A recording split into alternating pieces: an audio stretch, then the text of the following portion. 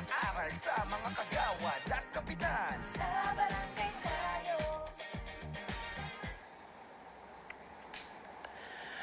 Mga kapwa ko public servants, ang tanging may iwan lamang natin ay ang ating serbisyo. Ika nga, performance speaks. Sa ngalan po ng aking mga kasamang co-host dito na sina Kags Butch Serrano, Kags Marie Formentera Ferrer at SK Mai Salazar, samahan niyo po kaming muli rito sa Barangay Tayo.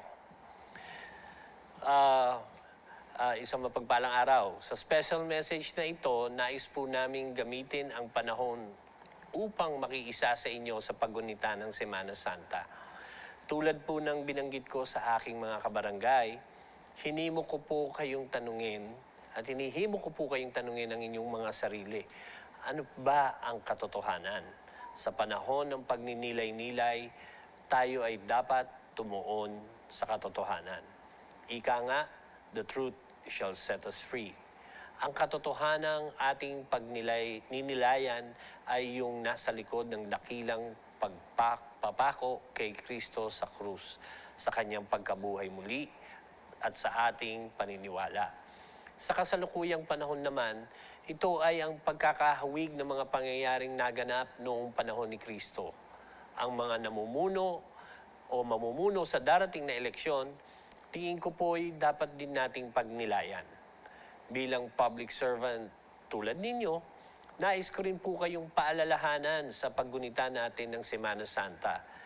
Meron sa ating mga kabarangay na aalis dahil long holiday at maaring gustong magnilay sa ibang lugar. Magpapaalala na lang din po ako siguro sa ating mga manonood para po sa inyong seguridad. Siguruhin po nating nakalakpo ang ating mga bahay ngayong Semana Santa. At kung aalis naman po tayo ng bahay ng matagal, siguro mainam na maibilin din po sa ating mga kapitbahay na tignan-tignan ang ating lugar. Ang mga alaga niyong hayop, huwag din po nating kakalimutang asikasuhin bago tayo umalis. Sa pag-iwas naman po sa sunog, mahalaga po ito. Usually po sinasabi ko rito sa aking mga kabarangay at ngayon gusto ko pong ma-remind po sa inyo mga public servants na lalong-lalo na ito ay para sa ating mga kabarangay din na siguraduhin nakatanggal sa saksakan ang gadgets at iba pang electronic appliances kung matagal mawawala. Pati po yung LPG tanks ay dapat nakasaradong maigi. It is better to be prepared para sa ating komunidad.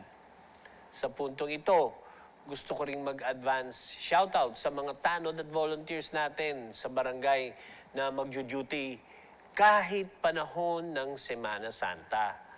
Sisipag nitong mga tanod natin. Sa mga usaping eleksyon naman, para sa kumakandidato sa lokal, nais din po namin kayong paalalahanan na bawal po ang mga kampanya sa darating na April 17 at 18, Maundy Thursday at Good Friday.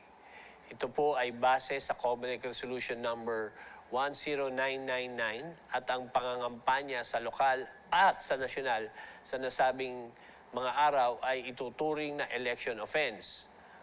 Mas maigi na rin po siguro para sa mga kumakandidato na magnilay-nilay na din dito sa i-take advantage tong panahong ito.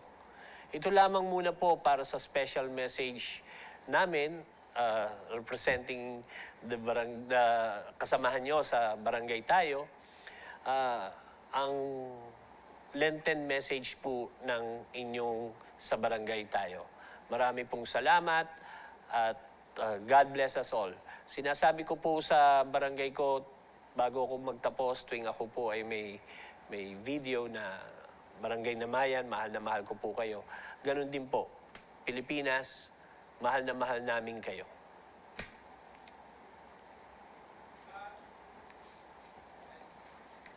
All right. Thank you.